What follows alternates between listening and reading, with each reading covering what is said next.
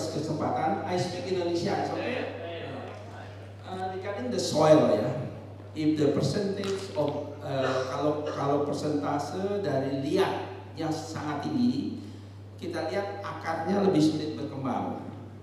So there is two question. First question, satu pertanyaan pertama adalah apa yang kita lakukan untuk improve soilnya untuk tanah liat?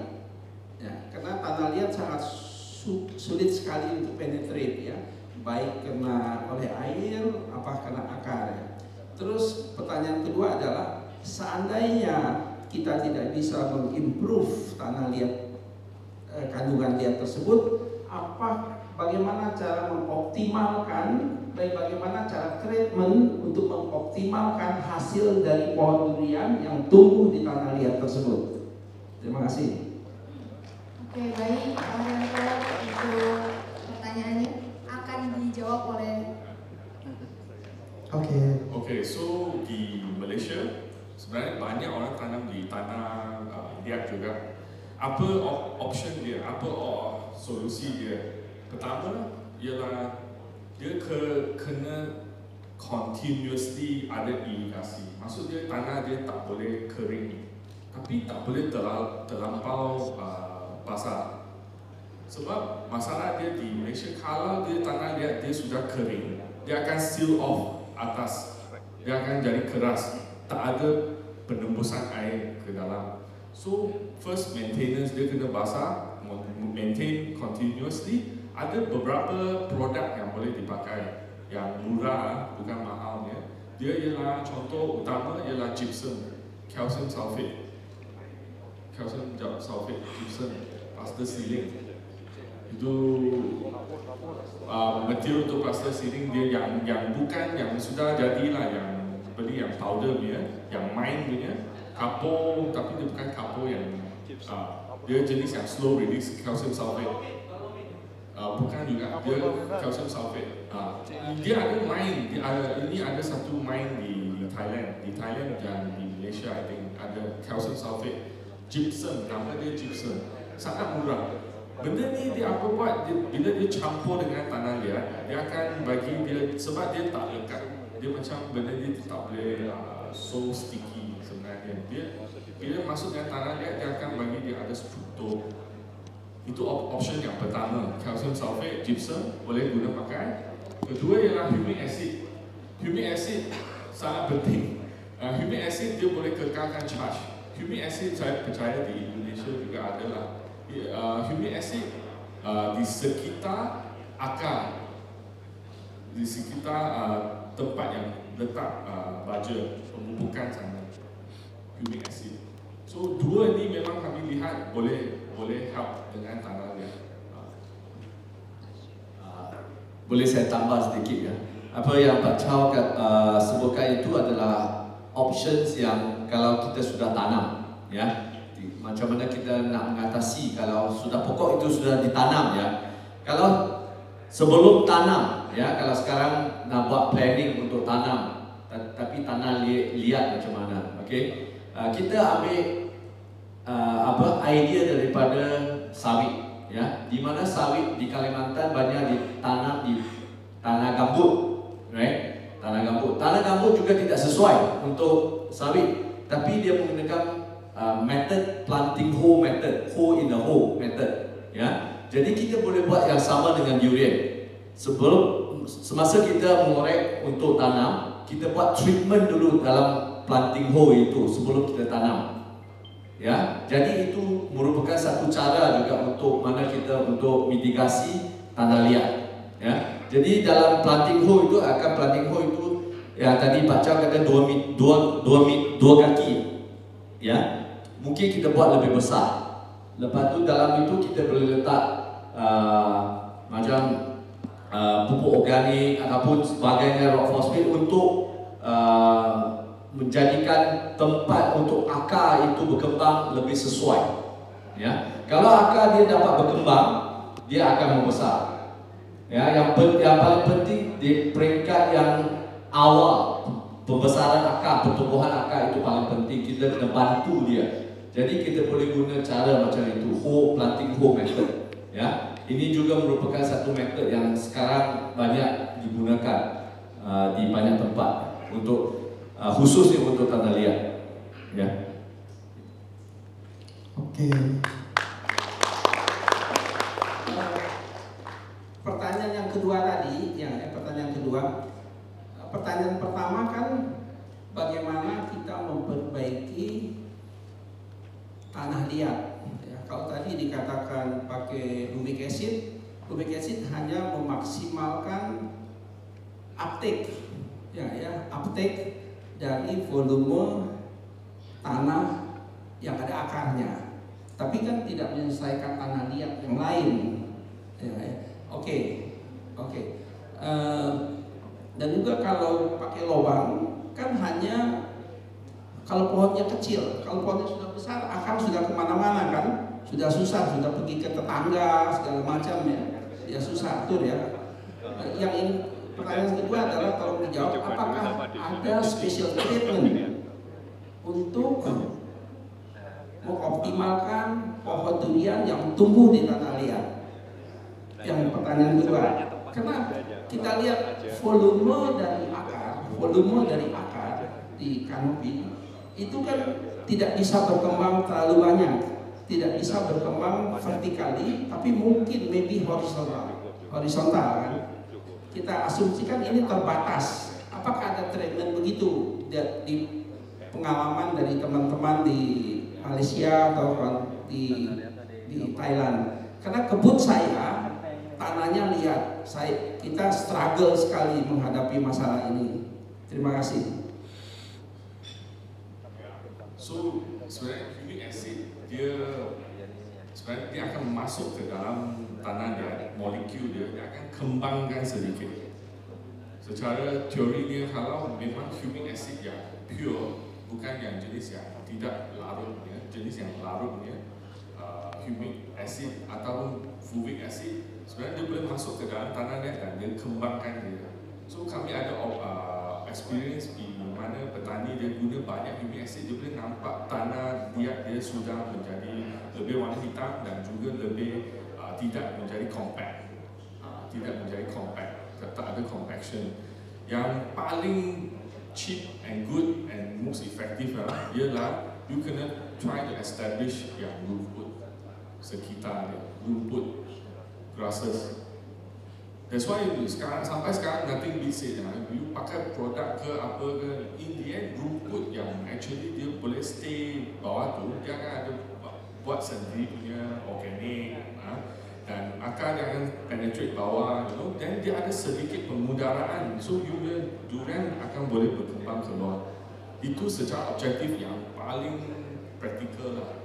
Tapi kalau kira you nak sekarang dah tanam, dah ada masalah ni, you boleh hanya minimize dia punya clay lekat dengan pakai calcium sulfate, gypsum di sekitar, ataupun you pakai humic acid campur juga. Dan paling penting ialah you kena ada grass, kena ada rumput.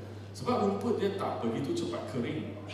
So masalah dengan tanah liat ialah bila dia hujan, musim hujan, dia okey, dia cukup basah, akar akan keluar, dia akan keluar sedikit, tak ada masalah.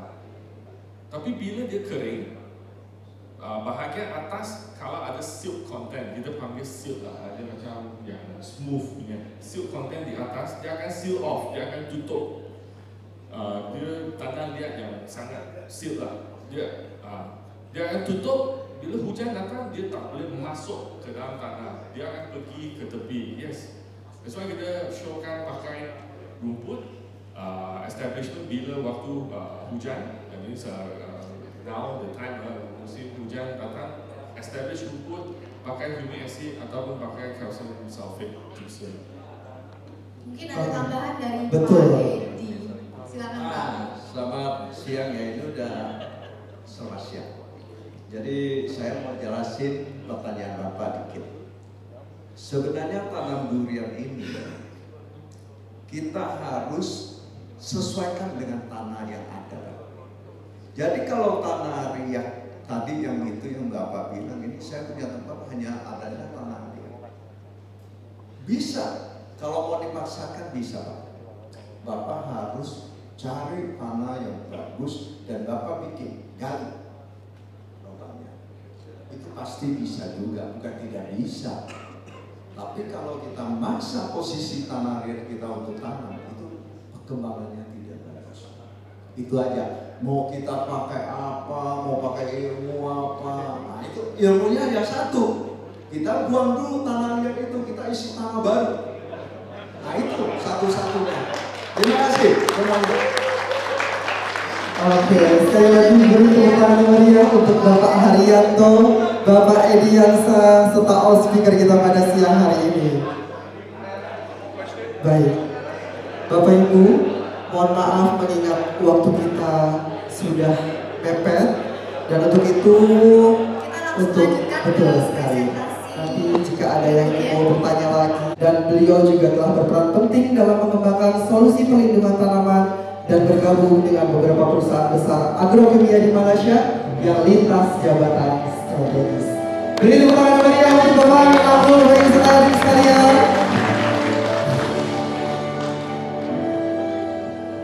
Assalamualaikum semua. Selamat petang. Selamat siang. Selamat siang.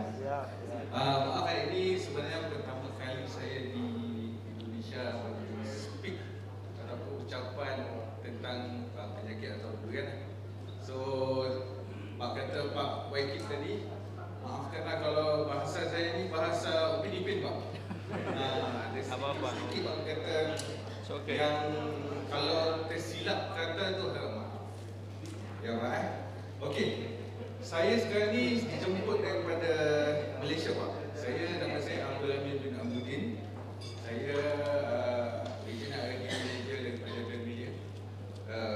Sebenarnya guru saya adalah salah satunya menengok kepada pipeline racun-racun yang ada oleh PE dan Mayer di ASEAN region. Okay. So untuk kali ini saya dijemput oleh pihak PG dan Mayer Indonesia untuk memberi sedikit cerita ataupun memberi sedikit pengalaman tentang bagaimana kita mengendalikan masalah hama ataupun serangga ataupun perosak di Malaysia. Okey, untuk tanaman durian. Okey, kalau Bapak tengok di sini Pak kita kalau ingin dapatkan hasil Pak, kita bukan hanya tengok pada yield saja Pak. Sebenarnya banyak faktor dan salah satunya adalah dalam mengawal hama ataupun penyakit. Okey, seperti Bapak Waikid cakap tadi ya Pak, dia ada beberapa key atau keynotes yang kita kena ambil Pak daripada tutur kata Pak Waikid. Salah satunya baja kena cukup, cara pemangkasan ataupun kita punya potongan kita panggil apa, kuning mestinya betul. Jarak tanamannya pun mesti betul. Okey, dan kita kena tahu paling penting hujannya bila. Sebab apa? Ia berkait langsung dengan kita punya masalah hama di lapangan. Okey, so ini antara masalah utama hama di Malaysia ataupun di Indonesia. Yang uniknya pasal durian ni Pak, ataupun ibu-ibu. Okey, durian ni banyak jenis Pak, banyak klon ataupun banyak dia punya apa kita panggil punya spesies Pak. Spesies ada yang montong lah, ada sangking, ada duri hitam. Tapi yang uniknya masalahnya still sama. So kalau montong ataupun duri hitam, kalau ada aphid Pak. Kalau ada silin ada silin. Kalau ada faktor-faktor ada faktor-faktor Pak. Okey, tapi yang utama kalau dari segi serangganya Pak, kalau Bapak datang ibu boleh tengok durian silin melibat pengerik buah dan juga pengerik kulit buah. Antara masalah utama untuk tanaman durian. Okey, kalau penyakitnya Pak, kita akan tengok muka kerana tak kenal sebelah pokok alga sedang angin, leput akar putih dengan leput buah. Tapi saya tak go through semualah, saya ambil beberapa yang saya anggap dia penting untuk tanaman durian. Okey, next slide.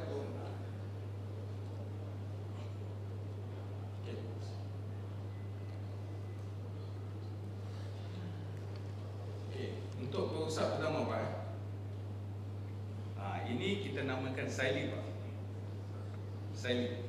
Ya Bapak, mestinya kalau pergi ke kawasan tanaman durian, ni antara pusat utama untuk durian Pak. Okey, apa yang dia buat? Dia akan hisap sel daripada daun. Di sini kalau kita tak mau gunakan bahan cara kimia untuk mengawalnya Pak, salah satu penting cara yang kita tahu adalah adakah ia waktu hujan atau enggak. Soalnya xylem ni dia akan mengunjung pada waktu kering. Okey, kan dia akan keluar menjadi nim. Nim dia mula bogel Pak. Dan kemudiannya dia akan ada ekor. Ekor dia banyak. Warnanya warna putih, keputihan. Dan dewasanya kadang-kadang berbentuk warna kuning. Okey. Dan proses ini, okay, next, akan menyebabkan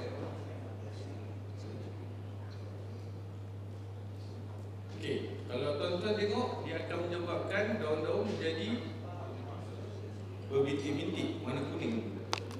Okey, dia berbintik warna kuning dan kadang-kadang dia boleh menyebabkan daun gugur. Dan bila daun gugur, apa yang akan jadi pada pokok? Fotosintesnya kurang. Fotosintesnya kurang, buah pun akan kurang. Mungkin kurang berat hasilnya, ataupun buahnya sendiri enggak banyak. Okey, untuk cara kawal dia senang ya Bu. Kita boleh gunakan racun-racun yang jenis serap ataupun kontak. Okey, kenapa kita boleh gunakan serap dan kontak? Satu, dia menghisap sel daun. So racun yang masuk ke dalam daun, contohnya macam Timetoxam, Imidacloprid, Bapak boleh gunakan. Okey, diserap, dihisap, mati Pak. Okey, and then kalau kontak, contohnya Cypermethrin. Okey, Lambda-Cyhalothrin, apa lagi? Leflunomide. Itu antara racun-racun yang kita boleh gunakan sebabnya kontak. Sebab apa kita boleh guna racun kontak di sini? Ia bukannya penyakit atau hama yang menyuruh Pak. Dia akan sentiasa berada di permukaan daun. So bila dia kontak, dia akan menyebabkan xylem ni mati. Okay, next. Ataupun kita boleh gunakan produk daripada Benmea. Kita gunakan Lambda-Cyhalothrin atau PM Lambda 50 EC. Dan Bapak boleh gunakan 1 ml untuk 1 liter air. Dan Bapak lakukan semburan every 7 days Pak. Tapi ini bergantung kepada investasinya. Kalau investasinya tinggi Pak, mungkin Bapak kena cepatkan lagi semburan. Tapi selalunya petani akan lakukan lebih kurang dalam 7 ke 14 hari dan interval untuk setiap kali penjemputan. Okay, next. Okay, yang ini adalah antara bagi saya juga serangga yang sangat-sangat penting untuk penanam-penanam durian. Kita panggil ini pengurit buah. Okey, pengurit buah ni kalau kita tengok, dia akan bertelur dekat atas buah ataupun bunga yang baru muncul Pak. Okey, yang pentingnya akan pergi ke situ Pak. Okey, bila dia letak telurnya, bila buahnya sudah matang, dia akan menjadi lava. Lava ni dia akan masuk terus ke dalam buah. Bezanya jadi dia akan terus masuk buah. Kalau lagi ketika dia akan masuk ke dalam biji terus. Apa menyebabkannya? Kalau buah tu kecil, buah tu akan gugur serta-merta Pak. Ada ibu. Okey. Dan kemudiannya kalau untuk buah yang besar, habis isinya Pak, dia makan. Ini adalah antara salah satu perosak yang boleh merosakkan hasil durian kita Pak. Okay, next. Okay, ada satu lagi. Yang ni pengurit kulit buah. Dia tak masuk sampai ke dalam. Dia masuk, dia kalau kita tengok, dia dekat buah yang panggil kulit buah. Dan ni sama juga. Dia akan bertelur di atas bunga ataupun buah durian yang baru emerge. Dan bila buah tu matang, dia akan gugur pada bahagian kulit durian. Okey. Dan uniknya pasal serangga ni, dia masa lapar dekat buah. Tapi bila dia dah makan, dia dah kenyang, dia jatuh. Dia pergi ke tanah. jadi pupa. Bila jadi pupa dia tengok pada yang serangga ini dia agak cepat sikit compare dengan mani pelaga tadi. Yang apa? Buah tadi. Yang buah tu dia jadi pupa lebih kurang minggu ke bulan sebenarnya. Okay? Next. Ini kita akan tunjukkan. Kalau bapa tengok ya, dari segi yang adaptnya, dia berbeza dengan pengurit buah. Yang ni pengurit kulit buah bulat yang dewasanya berbintik-bintik, maknanya kepak warna kuning dan juga bintik hitam. Okay, next. Yang ni untuk pengurit buah. Pengurit buah pula kepaknya besar, kukunya kan, and then dia ada bintik warna putih. Okay, next. So kalau bapak tengok dekat sini, pengurit buah dengan pengurit kulit buah, lubang untuk pengurit buah sebenarnya lagi kecil sebab dia terus masuk tai-tainya ataupun khas lebih-lebihan daripada makanannya, dia akan dibuang di dalam buah itu sendiri. Tapi kalau untuk pengurit kulit buah, dia punya kesan lubangnya lagi besar. Sebab kalau kita tengok, dia akan dia hanya permukaan kulit buah saja. Okey, ini perbezaannya. Okey, cara kita nak kontrol, macam mana Pak? Macam mana kita nak mengawalnya? Sebenarnya kalau cara nak mengawal dia sama ada kita gunakan lambda serotin. Okey, iaitu sebenarnya untuk bunuh moth dia yang besar. Ataupun kita kontak ulat tu semasa dia di luar permukaan. Tapi kalau dia dalam buah Pak, antara solusi yang Bapak boleh gunakan yang terkini Pak, Bapak cari nama AI dia Colantinipol. Colantinipol ni Pak, ataupun saya tak tahu di Indonesia, tapi di Malaysia dia panggil Altako. Okey, ataupun Privaton. Ya. Saya tak tahu enggak ada Privaton. Tapi kalau pakai macam Pak, dia lebih selamat sebabnya dia boleh meresap masuk ke dalam buah tu Pak. Kalau dia masuk dalam buah, ulat yang makan, ulat dia akan mati. Itu yang bagus. And then in terms of kelasnya, kelasnya kebul. Oh, terima kasih juga mau cakap. Okey, tapi kalau di Malaysia kita panggil koya. Okey, koya ni dia sama sebenarnya sama macam saili. Okey, tapi bezanya koya ni badan dia ada wax. Dia macam ada lapisan wax. Tapi sebenarnya nak bunuh dia senang. Kalau bapak sembuh boleh hilangkan wax dia, terdedah cahaya matahari dia boleh mati Pak. Sebab tu saya dulu masa rumah saya tu dah ada koya sedikit pokok bunga raya. Saya letak hand sanitizer je. Bapak hilang waxnya, lepas tu kena cahaya matahari dia mati sendiri. Tapi kalau untuk dia tak boleh kita spray hand sanitizer kan, selalunya kita gunakan minyak putih atau kita pakai abarol. Tapi masalahnya untuk serangga ni adalah dia sisap sel daun dan kadang-kadang dia boleh pergi pada pucuk muda. So bila dia hisap pada pucuk muda, dahannya akan jadi kering, lepas tu mati Pak. Sama juga pokok boleh jadi membutak. Dan uniknya pasal serangga ni, dia kecil sama juga macam said, tapi bila dia makan dia keluarkan madu. Okey, dan pembawa sebenarnya serangga ni, serangga koya ni adalah semut. Semut suka dia akan bawa dan pergi ke atas pokok, sebabnya dia suruh melibak ni bersihkan madu supaya dia boleh ambil madunya. Itu salah satu caranya bagaimana melibak ini merebak. Okey, next. Ini dia punya ketaran hidup Bapak. So saya senang cerita nak cakapkan kalau daripada kecil telurnya jadi besar nimnya, and then adult pun lebih kurang sama. Dia akan jadi warna putih-putihan sebab waxnya. Okey, next. Kalau Bapak tengok, ini kesannya kalau dia makan ataupun dihisap pada daun akan menjadi warna seperti gelap-gelap itu sebabnya madu yang dihasilkan. Dan pada buah pun sama, dia boleh ada efek. Kita boleh lihat pada buah pun dia akan jadi warna hitam-hitaman. Dan kadang-kadang dia boleh jadi rumah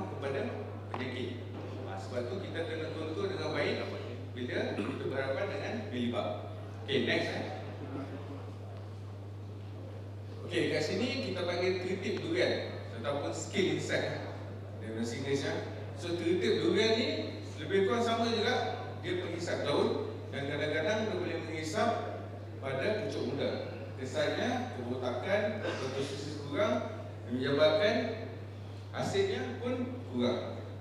Okey. Dan dia kalau ikutkan, dia lahir dia tak ada skill ataupun shield di dalam badannya. Uniknya pasal serangga di atasnya ada shell. Dia duduk di bawah, kalau yang kecil, dia akan berada di bawah ibunya. Dia panggil kola masa kecil kola. Dia duduk di bawah cengkerang sampai dia menghasilkan cengkerang dia sendiri. Dan bila dia hasilkan tu, dia makin lama dia akan rakusah dari segi pemakanannya. Dan pada daun bapa akan nampak akan ada dot-dot dan juga kadang-kadang daun mengeriting Pak. Dan bila mengeriting dia gugur. Okey. Dia pemakanan dia adalah makan sel daun. Okey, next. Jadi saya katakan tadi kola dia boleh skip kepada instan 1 jadi masuk instan 2 dan dia bentuk dia shell sendiri. Dan dia akan besar sampailah jadi female dan bila adult dia jadi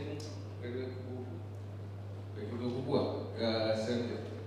Okay, next. Ini simptom serangannya. Bila kalau terlalu banyak pada buah, kita boleh lihat buahnya pun enggak nampak menarik. And then kalau dia pada pucuk muda, dia akan menjadi botak. Okay, next. Okay, yang ni antara yang agak popular juga di durian, namanya hama durian. Okay, Tetranicious. Okay, Tetranicious ni kalau ikutkan dia ada 2 jenis Pak. Satu yang 2 dot ni, di belakangnya ada tanda hitam dot 2. Ada satu warna merah Pak. Tapi kalau kita tengok pada awalnya warna dia warna hijau pucat. Dan makin lama dia menjadi warna seperti warna kuning kehitaman. Okey, dan dia akan menjadi besar dia tak besar sangat, tapi masalahnya pada kita panggil red spidermite ataupun spidermite ni, ataupun kita panggil dia hama durian atau hama merah. Apa masalahnya? Ia menyebabkan daun mengerepot. Tapi cara mengerepot dia lain sikit daripada tritip tadi. Kalau mengerepot yang tritip dia masih lagi straight, tapi yang ni dia akan jadi melengkung. Bila dia melengkung dia macam lopang sikit Pak. Nanti saya tunjuk pada grafik gambar seterusnya. Okay, next. Dia start daripada telur, larva ini dia start makan subsel sehingga dia dewasa. Okay, next. Kalau bapak tengok, mula-mula tanda simptom awalnya adalah bintik-bintik berwarna kuning Pak. Tapi lama-kelamaan bapak boleh lihat dia jadi kering dan terbakar pada ujung daun dan ujung pucuk. Itu simptom dia kalau kita panggil outbreak tu Bapak. Dan kalau bapak tengok dia punya report pun dia macam mana nak cakap, dia begini. Dia berbeza sikit dengan titik tadi. Okey. Tapi untuk menyelesaikan masalah dia, solusi dia masih sama. Sebabnya serangga-serangga ni tidak berjeruk. Dia tak macam ulat tadi, ulat pemakan buah ataupun ulat kulit daun. Sebabnya bila dia masuk kulit daun apa semua, kita tak boleh pakai kontak. Okey. So untuk contour dia kita boleh gunakan kita punya BM Cyclophos. So BM Cyclophos ni sebenarnya ada 2 AI-nya. Satu Cyclophos dan satu lagi adalah Cyclomethyl. Dan kedua-dua ni sebenarnya adalah kontak. Okey. Tapi yang ni penyakit serangannya dia boleh berlaku pada dua-dua musim. Maksudnya musim kering dan juga musim hujan. Sebab apa? Kalau bapa tidak melakukan pruning dengan betul, dia punya kawasan tu jadi dense daunnya Pak, tebal. So bila tebal, serangga seperti Silene ataupun seperti hama merah, koya dan juga satu lagi apa tadi? Bilibak. Menyebab geritik. Geritik tu dia memang suka keadaan kondusif je tu, humidity tinggi dan juga banyak tempat dia boleh berselindung di antara daun. So cara semburan dia masih sama, 1 ml gunakan cyclophos 1 ml untuk 1 liter air, dan sembuhnya lakukan every 7 days kalau biasa. Kalau low kita boleh pergi 14 hari, dan kalau terlalu orang kata teruk serangan dia, mungkin kita boleh ganggarkan kepada 3 hari atau 5 hari. Okey, sehingga masalah ni selesai. Okey, yang tu untuk kita kata perosak serangga lah. Okey, next. Yang ni antara memang kata favourite lah. Okey, untuk penyakit dekat dalam pokok durian. So kita panggil dia penyakit bengkak cerana. This one is lebih buat dah. Orang kata bahasa Melayu punya ni, bengkak cerana. Ataupun kita panggil dia kanker lah. Kanker durian. Dan kanker ni dia boleh berlaku dekat mana-mana bahagian pokok. Dia boleh pergi pada akar, dia boleh pergi pada batang, dia boleh pergi kepada orang kata dahan, dan sebagai spesifik dia boleh pergi kepada buah. Okey, tapi cara untuk mengawal dia sebenarnya sama je. Okey, cara dia punya orang kata masalah ni kan, salah satunya sebab kawasan kita terlalu asid. pH-nya lebih kurang macam 4.5.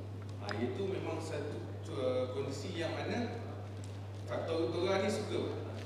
Okey, satu lagi kalau kawasan tu dry. Sebab tu Bapak Wakil kata kan, kalau kita mau tanam durian, kawasannya tak boleh stagnan. Kawasan dia mesti, air dia mesti mengalir dengan baik. Betul? And then satu lagi, air dia mesti cukup. Sebab apa? Kalau air tak cukup, nutrien tak cukup, apa jadi? Penyakit pun datang. Bukan penyakit kanker ni je, penyakit lain pun sebenarnya datang. Okey, so kita kena awas sebab penyakit ni dia boleh datang masa musim hujan ataupun musim kering. Okey, tapi pada musim kering dia punya aktiviti, orang kata dia punya masalah tu membiak, slow. Bapak tak tahu kan, atau ibu pun tak tahu kan, tiba kat batang tu sebenarnya sudah ada kanker. Bila datang hujan, sebab masa musim hujan air ada, air daripada tanah dia naik ke atas pokok. Dan masa itulah dia punya disease tu dia merebak ke atas ataupun dia makin berkembang. So kita kena tahu macam mana kita kena pasti masalah faktor utara ni. Salah satu tandanya adalah kawasannya ada wet diesel, ataupun kawasan tu dia ada masalah macam berai gitu kan. Sebab dia berlaku di antara kulit pokok dengan sel kat pokok. And then bila nampak serius sikit, dia start berlubang. Bila dia berlubang, dia akan keluarkan lendiran pada merah. Yang kita dah tahu dah, kawasan tu ada masalah dengan kanker ataupun bengkak cerana. Okey, sama juga dekat buah. Buah pun ada masalah yang sama. Buah dia akan menghasilkan warna hitam. Bila teruk sekali, dia akan keluar cecair warna merah. Okay, next. So dia, disebabkan oleh 4 jenis spora. Tuan-tuan boleh tengok dari sini. Dia berpunca memang solvent daripada tanah, tapi dia boleh berpergi dengan banyak cara. Okey. Dia suka pada kondisi yang basah. Kalau Bapak tengok, saya katakan tadi, masa hujan, kita kena be careful dengan penyakit ni. Sebab dia boleh merebak dengan laju. Okay, next.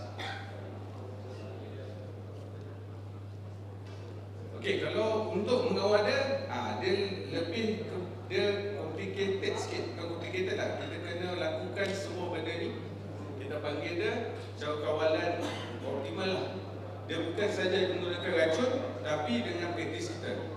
Salah satunya kita kena uruskan ladang dengan betul, Pak. Okay, next. Ataupun kita buat kawalan pusat secara bersepaduan.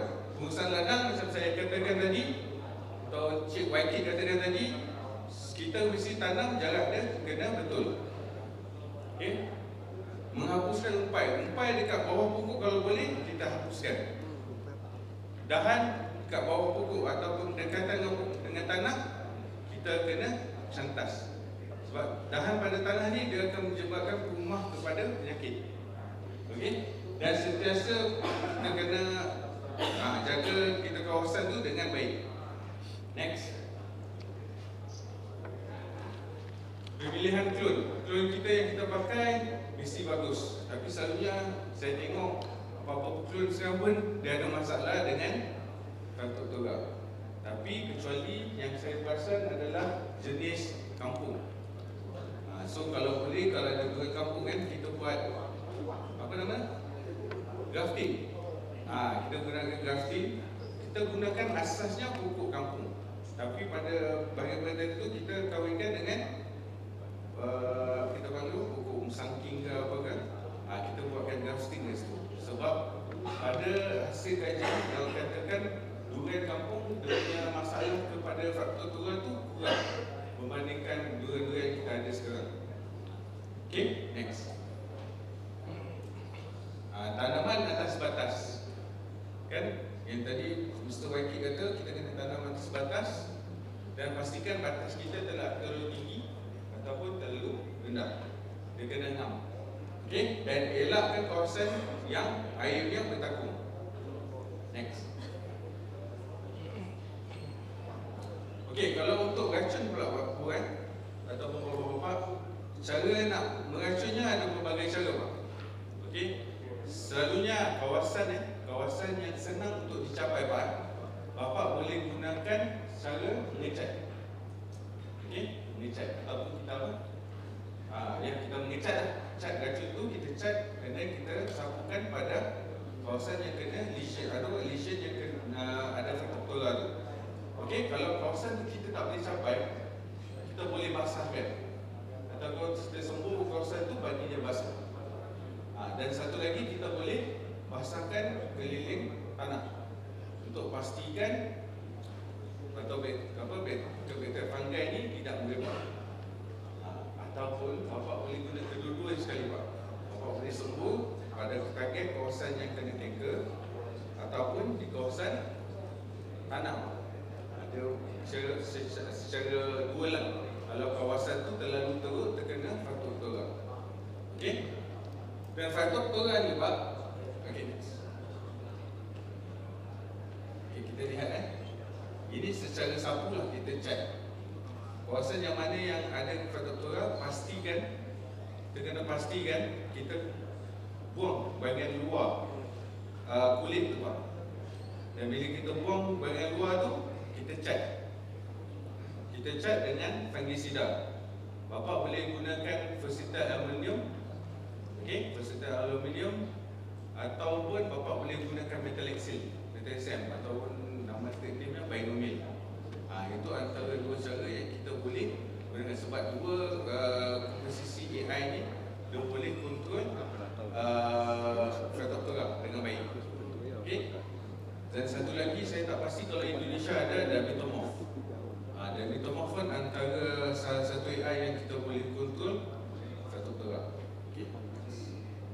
Okey, tahu kesan Okey, kalau yang ni kita buat secara sempurna pula. Kesan dia sebelum dan selepas. Ini sama juga Pak, kawasan yang mana yang kena pada dengan faktor torak ni ataupun kanker ni, kita kena buang barisan luarnya. Dan kita sembuh sehingga dia basah. Okey, kita kena pastikan sampai kalau boleh funginya tidak berebak lagi. Okey. So caranya kalau ibu tengok kita buangkan bahagian luar, kita sembuh dan kita lihat hasilnya kulitnya menjadi kering. Okey, tapi sebenarnya apa-apa pun dia tidak boleh bunuh faktor torak tu kalau pokok tu sudah ada faktor torak. Sebabnya kita dulu ada satu bahan kimia yang mana dia boleh mengontrol faktor torak ni dengan baik. Dia bunuh terus fungi itu. Tapi masalahnya dia bunuh terus pokok. Sebab apa? Faktor torak ni sudah mengganggu kawasan xylem dan phloem dia, makanan pokok durian ni. Sebab tu kalau kita katakan faktor torak ni bila dah ada pada pokok, pokok tu kena hidup bersama dengan faktor torak. dia tak boleh bunuh tu semua. Okey, next. Okey, yang ni kalau kita gunakan daripada BMI, kita ada dua produk sebenarnya. Salah satunya adalah BM Care. Untuk konsentrasi tinggi kita gunakan 100 ml untuk 1 liter. Okey. Metod dia kikis atau tutup bahagian serangan, kemudian kita semput ke bahagian serangan setiap 1 hingga 2 kali seminggu sehingga lesion tu kering. Okey, ni kalau terlalu teruk kawasan faktor tu. Kalau bapak tengok 100 ml untuk 1 liter. Okey. Dan BM Holicare ini sebenarnya adalah hydrogen peroxide. So hydrogen peroxide, apa penggunaan hydrogen peroxide ni sebenarnya? Hydrogen peroxide ni dia sebenarnya untuk membersihkan sesuatu area itu dari penyakit ataupun penyakit lah, untuk penyakit ataupun bakteria sebenarnya. Okay, and then konsentrasi rekomendasi untuk mengawal jangkitan. Ini just untuk mengawal. Dosa 300 ke 500 ml untuk 200 liter air. Aplikasinya secara foliar 2 hingga 3 hari setiap 7 ke 10 hari. Okay, jadi untuk mengawal. And then kalau dia rendah, maksudnya kita nak buat secara ulangan konsentrasi rendah untuk mengawal jangkitan 50 ke 100 ml diamotikal per 1000 liter air. So dia punya konsentrasi makin rendah sebab kalau serangannya kurang. Jadi sebenarnya sebelum penyakit pun datang, kita boleh spray pakai produk ini. Okey? Dan kita spray 2 hingga 3 kali untuk masa 10 hari. Right, next. Okey, jadi kita buat siraman pada tanah. Kita boleh gunakan produk kami, Bosfoliar Aktif, sebab dalam produk Bosfoliar Aktif ni dia ada fosfat. Fosfat ni gunanya adalah untuk merencatkan faktor toral. Okey? Dan kita boleh gunakan pada rekomendasi 10 ml untuk 1 liter air. Kawasan yang kita boleh sembur ada di kawasan tanah dan juga pada kola akar. Maksudnya berdekatan dengan akar. Okey, next. Okey, ini yang macam saya katakan tadi Kalau kita dalam kawasan yang terlalu serius dengan orang kata faktor toral, tuan-tuan dan puan-puan, kita boleh buat 2 aplikasi cara untuk mencegah. Satu, menyiram dan juga sembur sekali pada kawasan yang terkena penyakit. So, cara dia adalah 10 ml, siram kawasan terkena serangan dan pokok berdekatan. Buat siraman setiap 10 hari. So, kawasan yang kita kena serangan tu, gunakan 10 ml untuk 1 liter air, kita spray kat bahagian kena serangan. And then 20 ml per liter sembur kawasan serangan setiap bulan sehingga dia kering. Itu cara dia, kita nak gunakan Bosfoliar Aktif. Okey? Antara dua-dua produk ni, sebenarnya produk ni kita panggil bukannya, kita boleh kata racun, bukan racun dia more kepada chemical. Okay, next. Okay, yang ni kita panggil hawa rhizoctonia ataupun hawa daun. Saya tak tahu di Indonesia panggil rencap daun ataupun sesi. Hawa daun. Okay, hawa daun ni kalau bapak tengok pada awalnya dia akan ada macam lesion. Lesion ni orang kata macam tapungan air dan dia makin lama makin berepuk. Okey, beza dia dengan rhizoctonia. Pada age dia akan jadi warna hitam kecoklatan tu. Okey. Tapi kalau kita compare dengan antraknos ni dia punya pusal tu macam pusal panah. Yang bulat. Dia begitu. Kalau kita nak bezakan dengan antraknos. Okey. Dan kalau macam peringkat awal dia tak bercantum daun dia. Sebab bila rhizoctonia ni dia semakin serius, dia menghasilkan miselium pada hujungnya dan dia menyebabkan daun melekat. So bila daun melekat, kita tahu dah ini satu petanda yang kawasan ni ada rhizoctonia punya problem. Okey. Dan salah satunya kalau terlalu outbreak, pokok pun boleh jadi botak. Sebab apa? Daun pupuk. Sebab tu kalau ada masalah ni, kita kena tangani dengan baik. Okey. Salah satu dengan menggunakan jadi contoh kesan pada daun. Jadi peringkat awal ini sebenarnya sudah upgrade sebab daunnya sudah melekat. So bila daunnya melekat maksudnya dia ada menghasilkan miselium. Dan kalau tuan-tuan tengok kat sini, atau tuan-tuan tengok kat sini, upgrade-nya pada pucuk daun dia membotak. Okey. So apa yang saya katakan sini, penyakit ni kalau bapa tengok simptom dia daun melekat, satu lagi daun dah membotak, kemungkinan kena contohnya Solani punya awak. Okey. Tapi kalau lebih serius sebenarnya, kita tengok pada pokok tu dahan dia pun ada efek juga sebenarnya. Contohnya Solani. Okey. Sebab tu kalau boleh kita tangani dengan awal. And then bapa kena tahu penyakit ni selalunya berlaku pada musim basah atau masa hujan. Masa hujan memang masalah ni banyak berlaku. Dari satu, kalau musim panas, semasa kurang nutrien, kurang air, penyakit ni pun boleh menyerang. Sebab tu saya kata, beside meracun, sebenarnya kita kena jaga juga pembajaan kita dan juga air kita. Dan kalau boleh, tahu pasal musim. Okey, musim hujan. Sebab kita kena prepare, bila kita ada penyakit ini, kita kena lakukan sembuhan. Selalunya kita akan guna contohnya propiconazole, hexaconazole, yang itu kita boleh gunakan untuk control penyakit hawa daun. Ini contoh sebelum dan selepas kita lihat pokok dia botak, kan? Botak hasil daripada hawa daun. Dan selepas kita buat application racun, daunnya semakin elok. Okay, sebab tu saya kata kita kena guna azole group. Azole group ni dia ada protection kepada hawa daun ni, dan dia ada salah satu protection yang bagus. Okay, next.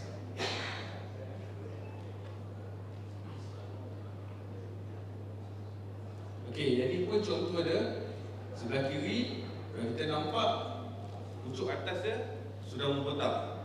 Tapi selepas kita spray, dia mengibat balik.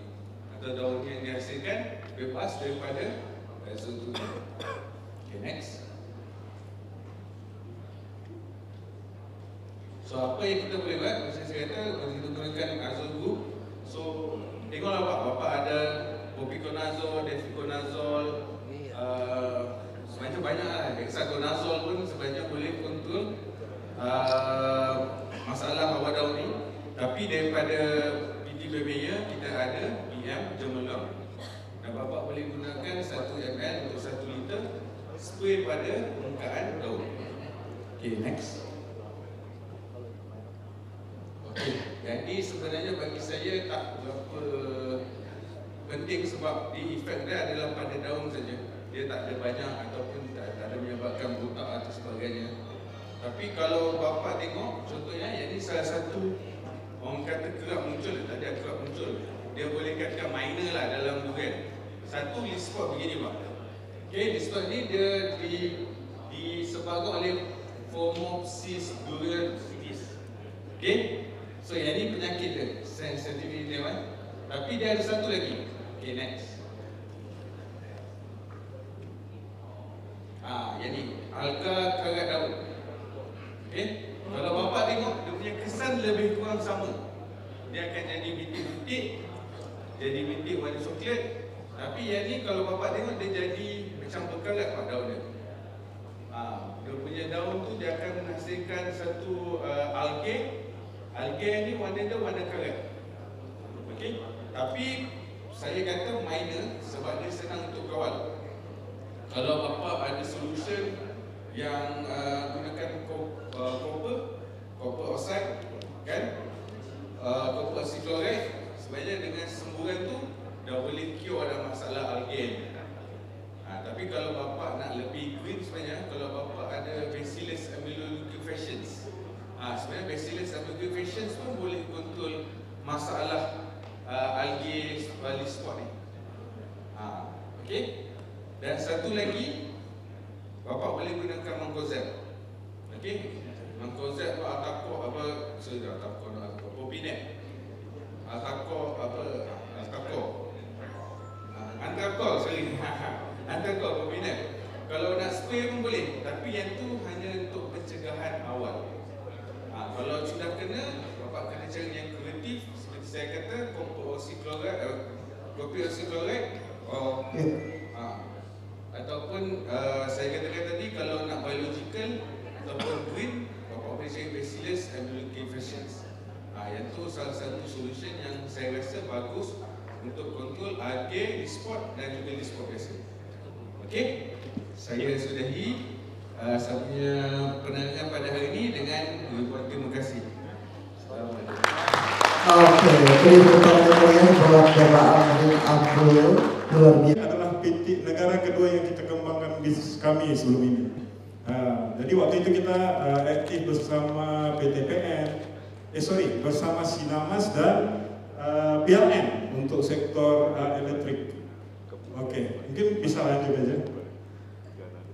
Oke, jadi Aeronet terbagi pada 4. Argentavis fokusnya pada logistik, Fulcrum kita fokusnya pengawasan. Kemudian kita ada Dronos, infrastruktur. Di situ kita fokus pembangunan AI. Dan seterusnya kita ada Agrimo yang fokus pada pertanian. Jadi ini semuanya berkait. Jadi nanti kedepannya saya akan explain lebih detail. Mungkin next saja. Oke, pertanian 4.0. 0 ya. 0, oke. Jadi pertanian yang berbasis data. Jadi ini masalah yang sering berlaku sih. Kita di lahan kita bercerita tentang produktivitas. Oke, kalau manual mereka bisa bilang wah hari ini saya bikin 2 hektar, tapi 2 hektarnya di mana? Datanya berdasarkan apa? Adakah kiraan pohon atau kiraan berapa kilo kita berjalan? Datanya nggak terekam. Tapi melalui teknologi yang ada hari ini, sebenarnya kita udah mampu untuk mengukur, untuk measure berapa banyak udah kita bisa buat, hektarnya yang terekam melalui sistem teknologi yang ada hari ini. Oke, dan kami juga membawa operasi drone berskala besar. Setakat ini kalau untuk di Malaysia kita udah ada hampir 200 unit drone yang beroperasi di semenanjung Malaysia, termasuk di Sabah Sarawak. Oke, seterusnya nggak apa-apa lanjut aja. Oke, ini spesial untuk durian. Jadi gimana kita bisa membantu untuk meningkatkan hasil panen melalui presisi agriculture. Jadi kita di Malaysia setakat ini dari tahun 2021 sampai 2023 kita sudah mencakupi sehingga 320.000 pohon durian di Malaysia. This is effective numbers. Oke, melalui apa? Melalui drone, teknologi yang ada yang tertera di belah kiri. Yang pertama kita akan melakukan analisa kesehatan tanaman. Jadi kita analisa dulu, kita lihat tahap kesehatan itu gimana. Adakah pohonnya udah kering, kekurangan pupuk, atau terkena penyakit hama dan lain-lain lagi. Kemudian dari hasil data analisa kesehatan itu kita lanjut ke jasa penyemprotan.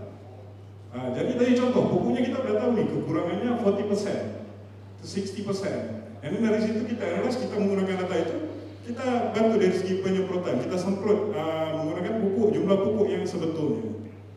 Oke, yang ketiga manajemen aset. Lagi ya, capek juga sebenarnya. Alon-alon mas. Saya coba lagi supaya kita bisa lihat drone di lahan. Oke. Jadi untuk manajemen aset ini agak penting sebenarnya. Contoh, pemilik mungkin ada jenis pemilik yang datang ke lahan cuma pergi di bagian depan. Ya, jadi bagian depan, wah ini cantik pohonnya, wah semua tinggi berbuah. Tapi masuk di dalam 1 kilo ke dalam, wah lahannya jelek. Ada pohon yang ditanam rapat. Nanti saya bisa tunjukkan contohnya. Oke, next. Oke, thank you. Jadi tantangan dalam metode budidaya konvensional. Yang pertama, hasil panen yang kurang. Karena tiada penjagaan cukup, kualitas tanahnya buruk, irigasinya tidak bagus, serangan hama tidak diperhatikan, tidak dijaga secara rapi. Dan kedua, tenaga kerja. Kalau kita bandingkan labor cost untuk manual dengan penggunaan drone contohnya. drone kita bisa dapat produktivitas yang lebih tinggi per harinya. For example, drone penyemprotan kita bisa dapat sehingga 30 hektar per hari kalau itu untuk sawit. Kalau untuk durian kita bisa sampai 70 pohon per hari, ya betul, 70 pohon per hari. Oke. Dan biaya kerjanya kalau kita banding ya, emang kalau hari saya nggak berapa ini ya, tapi kalau manual itu per pohon mungkin sekitarnya masih rendah, tapi per harinya bisa berapa? Mungkin setengah dari numbers yang drone lakukan. Jadi dari segi produktivitas kita udah win di situ lah sebenarnya. Itu tantangan lah. Oke, yang ketiga dampak lingkungan. Oke, negatif pada lingkungan, deforestasi, erosion, land erosion, erosi tanah. Dan ketiga polusi air akibat penggunaan pestisida. Jadi sistem airnya nggak bagus mungkin. Oke, next. Oke, pertanian presisi tinggi solusinya adalah ya bukan setakat drone sebenarnya. Drone itu cuma alat, tapi teknisnya yang kita mau, yang kita butuhkan. Yang pertama, bisa kita mengurangkan aktivitas biaya, cost-nya kita bisa rendahkan untuk long term. Ada certain pengalaman saya ya di Malaysia, rata-rata bilang, wah ini nggak bisa Pak, kalau guna drone ini lebih mahal nih. Kalau drone-nya jatuh gimana? Jangan risau Pak, kalau drone-nya jatuh kami yang nanggung. Kalau apa lagi, dari segi manpower-nya, itu dari kami juga. Kalau contoh satu hari, ini saya ambil contoh di sawit karena itu kita bisa lihat perbedaan yang banyak ya. Kalau di sawit, per hari satu drone, satu orang, itu kita bisa dapat sekitar 30 hektar dan yang saya infokan. Tapi kalau penggunaan manual, sprayer di land, itu cuma bisa dapat 3 hektar per orang. Jadi itu perbedaannya sangat banyak kalau untuk long term. Dia meningkat ya sehingga 30 to 40% per year. Oke, nomor 2, penyemprotan presisi. Itu kita bisa dapat, saya berani jamin ini sekitar 90% ke atas.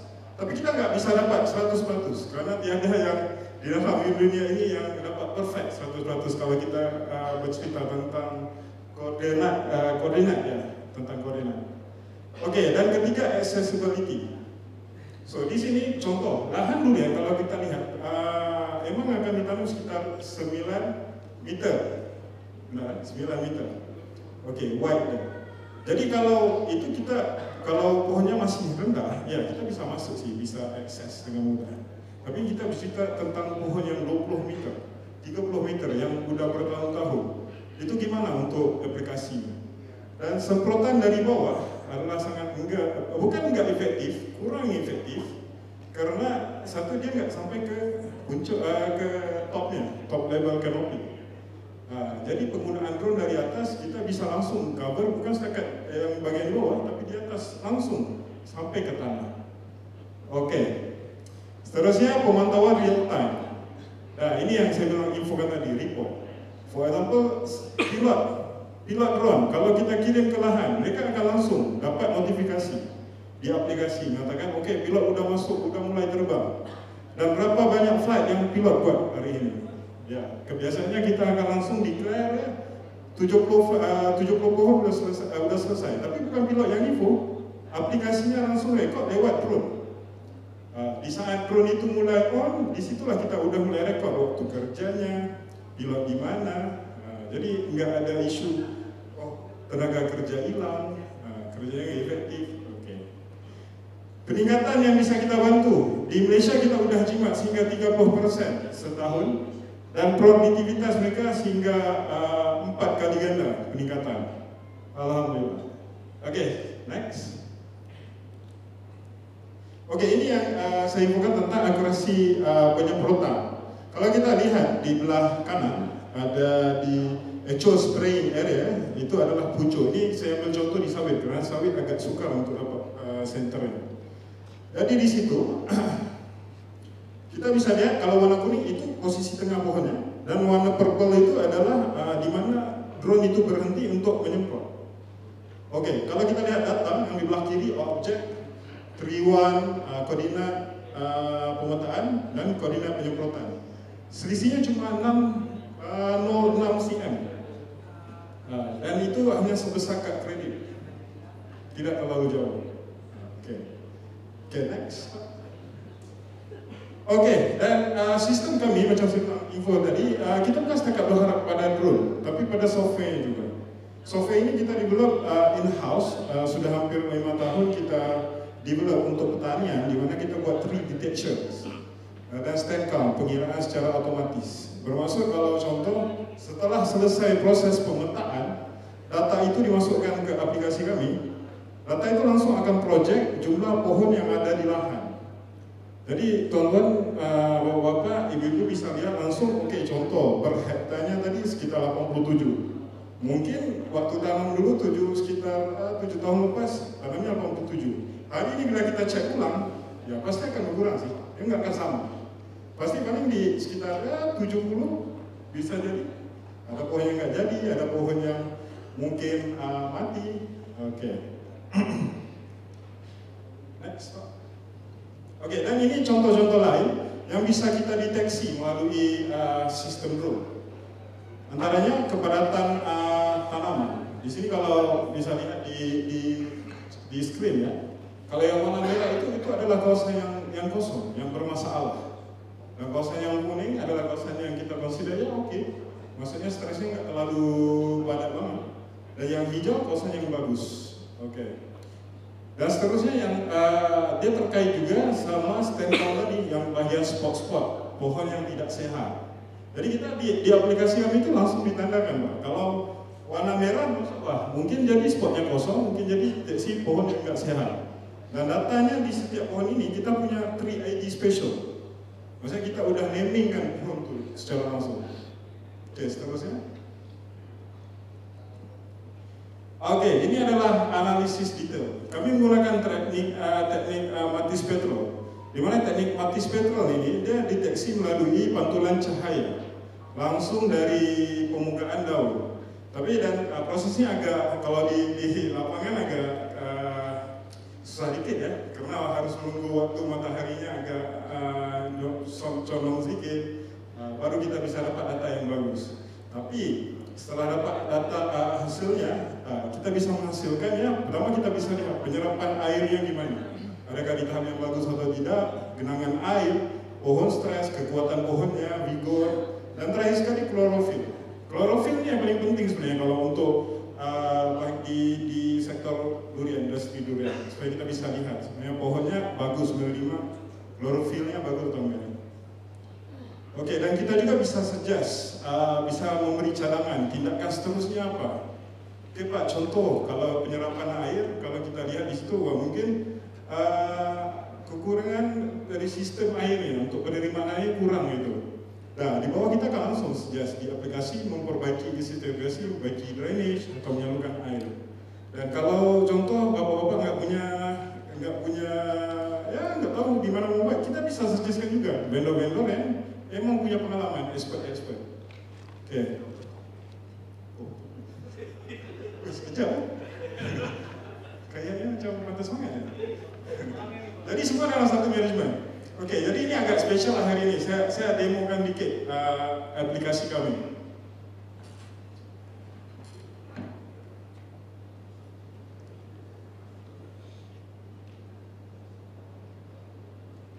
Oke, ini adalah platform Aerodyne. Dan kami sebenarnya ini pertama kali kita tampilkan untuk public. Sebelum ini ya spesial untuk klien kami aja. Tapi hari ini kita bersama BMR, teman kami dari Malaysia, kita tampilkanlah khas untuk tetamu-tamu BMR. Oke, jadi bapak-bapak ibu boleh login seperti biasa, bikin ID-nya lewat Gmail, bisa langsung registrasi, kemudian langsung tekan, udah login. Oke, ini saya tunjuk demo daripada untuk durian. Kalau di durian, di sini kita bisa lihat, inilah yang sudah kita kerjakan immature dan mature area. Oke. So di sini kalau di muka depan kita bisa langsung klik, kita bisa dapat informasi awal di kawasan ini. Contohnya mungkin nggak berapa kelihatan ya. Okay. Kalau di sini di sekitar untuk lahan ini luas area-nya di hampir 4 hektar, number of field-nya nggak ada karena lahan durian nggak, melainkan memang PT yang gede memang udah diblokkan area. Tapi kalau pemilik persendirian biasanya mereka nggak ada blok, mereka langsung satu size lahan. Oke, kalau ini persendirian, jadi saya langsung buka satu sampel. Oke, ini MHC area. Kalau kita lihat, ini adalah foto dari drone. Oke, kalau kita lihat, kita bisa lihat secara detail. Macam yang saya info di awal, kalau pemilik lahan datang di depannya, wah aman. Tapi ini contoh lahan yang saya info tadi. Kalau kita pergi di belakang, kita bisa lihat ini. Pohonnya bertindih. Ada 5 dengan 1 baris. Gitu. Maksudnya nggak bagus cara penanamannya. Oke, apa yang kita buat analisis untuk kawasan ini? Yang pertama adalah stem count. Jadi kita mengira jumlah pohonnya. Kalau di belah kanan, sisi kanan bawah, kita bisa lihat total untuk 400 hektar ini ada di sekitar 413 pohon. Jadi per hektarnya jatuh pada 106,021. Oke, potensial hektaris yang bisa pergi sehingga 106. Tapi kalau ikut rekomendasi tadi nggak bagus lah, terlalu stres lah. Benar ya? Terlalu stres. Oke, kemudian kita bisa lihat ground area. Vigo, stress tree. Stress ini kalau udah, kalau kayak ini kita udah declare stress lah. Memang langsung akan keluar. Katanya nggak bagus, terlalu stres dalam satu kawasan. Dan kemudian kita ada water analisis. Kalau di sini kita langsung open layernya, kita bisa lihat apa yang membedakan data Matis Petro kami sama yang ada di market hari ini, karena kemampuan kita untuk mendeteksi per pohon. Kalau di analisa per lahan, dia akan jadi datanya nggak stable, dia akan bacaannya tuh nggak tepat. Tapi kalau kita buat analisis per pohon, kita dapat setiap satu pohon itu oke, jumlahnya berapa, mungkin 60% bagus gitu. Kalau lahan di average, dia langsung total lahannya berapa persen.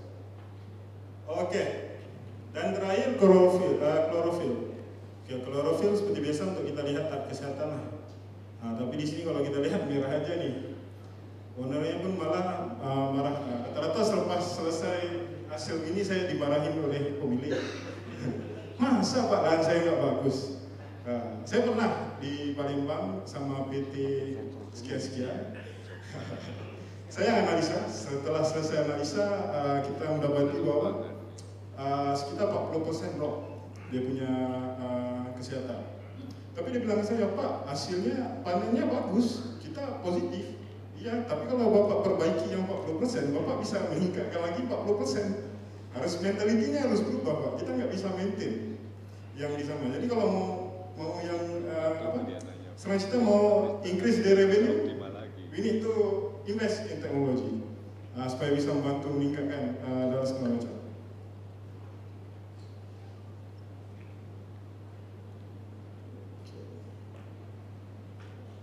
Oke.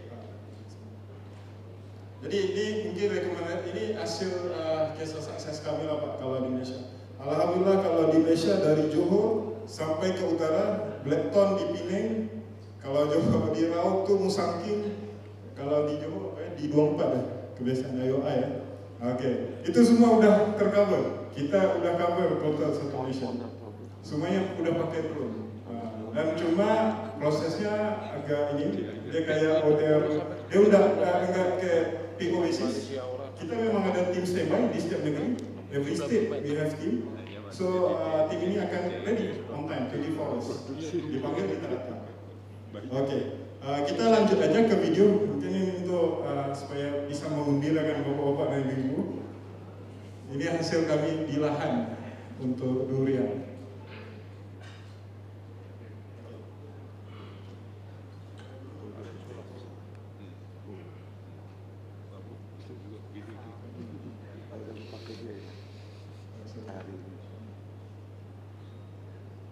Ya ini sebenarnya ada bunyinya tuh. Jadi ya kalau saya translate kan ya. Jadi untuk milibug sebenarnya tadi yang biasa kami explain. Jadi milibugnya agak kritikal waktu itu di Indonesia karena nggak ada solusi. Jadi apa mereka buat? Mereka cuma semprot dari bawah, tapi masih di bagian kanopinya yang bagian atas masih nggak tercover, masih masalahnya berlanjutan, cycle-nya never end.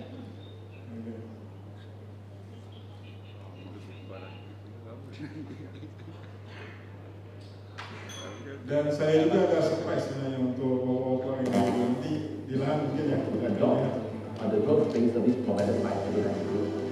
Our drone is equipped with 8 nozzles.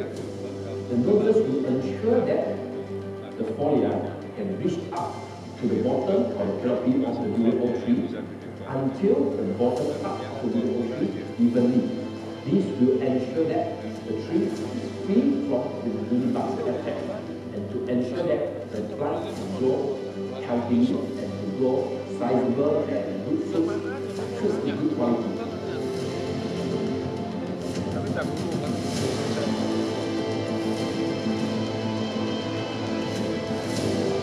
Nanti dengan semprot ada angin bisa jauh dengan muter kan.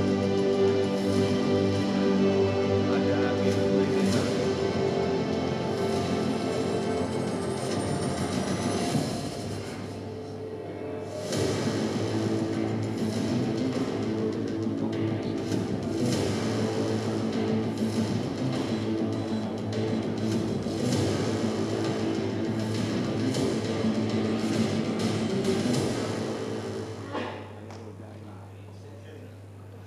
Itu untuk yang pertama. Mungkin sebenarnya kita ada lagi tapi di video lagi bisa ya? Bisa kan? Oke.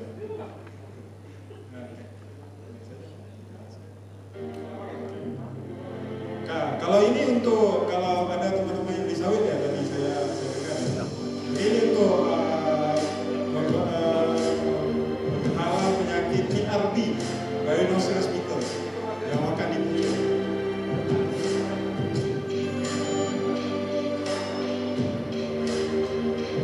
Drone ini kalau untuk sawit ya kita otomatis, cuma untuk durian dia manual.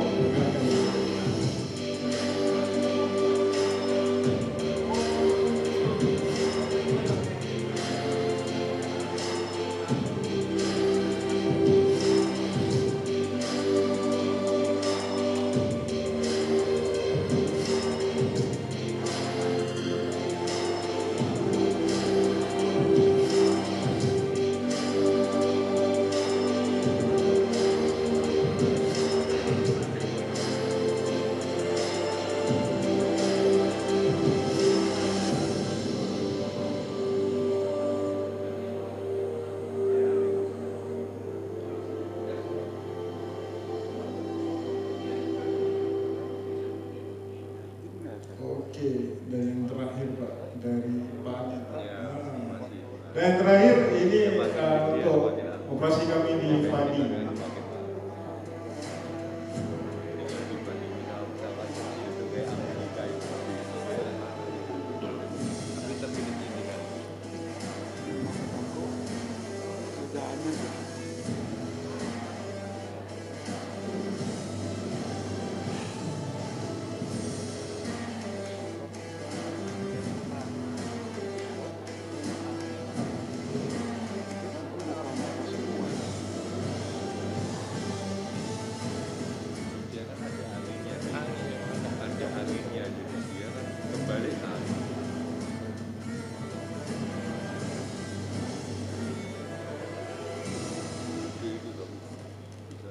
Oke, saya rasa kalau setelah ini itu aja yang saya tahu ya. Oke, terima kasih. Terima kasih ya. Terima kasih Bapak Iman Sabra. Boleh sekali lagi beri tepuk tangan yang mulia Bapak Ibu semuanya.